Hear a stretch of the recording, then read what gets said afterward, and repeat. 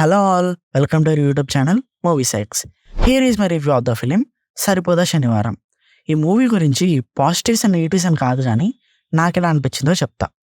Movie plot ఏంటంటే సూర్యకి ప్రతిరోజు కోపం వచ్చేది. వచ్చిన ప్రతిసారి కొడతాడు అందరిని చిన్నప్పుడు.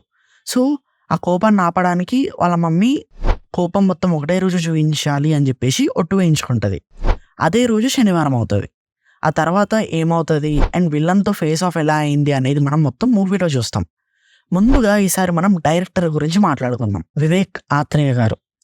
అంటే సుందరానికి తీసిన తర్వాత చాలామంది డిఫరెంట్గా ఉంది, డిఫరెంట్ టాక్స్ ఇచ్చారు అందరూ. అవన్నీ రాసి పెట్టుకున్నాడు ఈ సినిమాలో రాసుకున్నట్టు. అందులో ఏవేవి మిస్ అయినాయో, అందరు ఏమేమి రీజన్స్ చెప్పారో అవన్నీ ఇందులో కవర్ అయ్యేటట్టు అందరికీ ఒకటే ఆన్సర్ లాగా, అంటే పచ్చిగా చెప్పాలంటే నాకు గాలింది, డీసెంట్ ఫిలిం తీసి రిజెక్ట్ చేస్తారా, ఈసారి చూసుకోండి అన్నట్టు తీసేసాడు. ఇక చాలా బాగా డైరెక్ట్ చేశారు and everything was perfect in detail director వైజ్గా. ఇప్పుడు పర్ఫార్మెన్స్ వైజ్గా మాట్లాడుకుంటే నాని గారిని మనం యాజ్ సూర్య ప్యూర్ ర్యాంపేజ్ మోడ్లో చూస్తాం ఈ మూవీలో. అలానే క్లాస్ సైడ్ కూడా కరెక్ట్గా బ్యాలెన్స్ అయ్యేటట్టు చేశారు. చాలా కొత్తగా అనిపించింది నాకు role. And Priyanka Arul Mohan as Charulatha చాలా క్యూట్గా చేసింది. ఇచ్చిన రోల్ వరకు, తన స్క్రీన్ మీద ఉన్నంత వరకు చాలా బాగా అనిపించింది. ఇప్పుడు మనం విలన్ గురించి మాట్లాడుకుందాం. ఎస్జే సూర్య యాజ్ దయానంద్ గారు, ఆయనకు లేనిదే దయ. ఈ మధ్య ఎస్జే సూర్య గారు ఏ రోల్ చేసినా కూడా అది పర్ఫెక్ట్గా సెట్ అయిపోతుంది తెలుసా. మనం చూస్తున్నంతసేపు అక్కడ ఎస్జే సూర్య గారు కనిపించారు.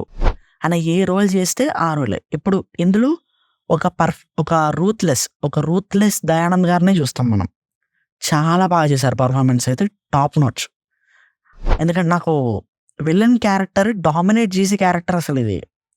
ఎస్జే సూర్య గారు ఇట్లా చూస్తున్నప్పుడు నాని కూడా పక్కన ఉంటే ఎస్జే సూర్య ఎందుకు కొట్టట్లేడు అని ఉంటుంది నాకు లోపల. అంత బాగా చేశాడు.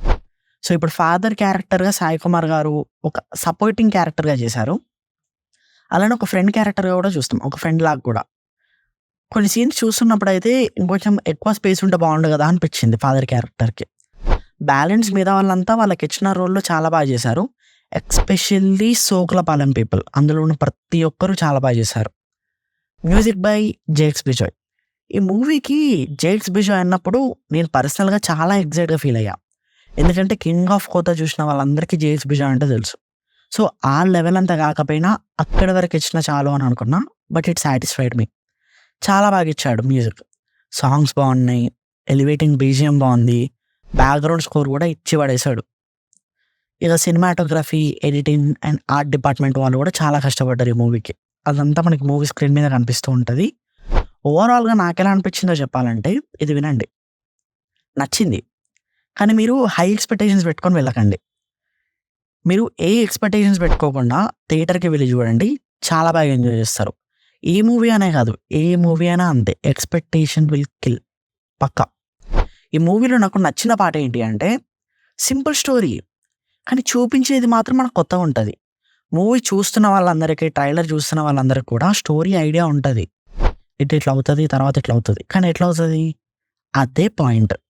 అది ఎండ్ వరకు ఎలా హోక్ అవ్వాలి, ఎలా హోక్ అయ్యారు అనేది మనమందరం థియేటర్లో ఉంటాం.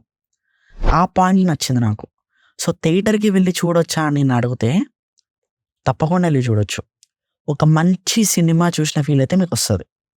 సో ఫైనల్గా నాకు ఎలా అనిపించిందో చెప్పాను. మీరు కూడా చూసి మీకు ఎలా అనిపించిందో కింద కామెంట్స్లో చెప్పండి. ఇలాంటి complete reviews, suggestions and updates ఇంకా కావాలి అనుకుంటే మన ఛానల్ని సబ్స్క్రైబ్ చేసుకోండి అండ్ ఆ నోటిఫికేషన్స్ కూడా ఆన్లో పెట్టుకోండి.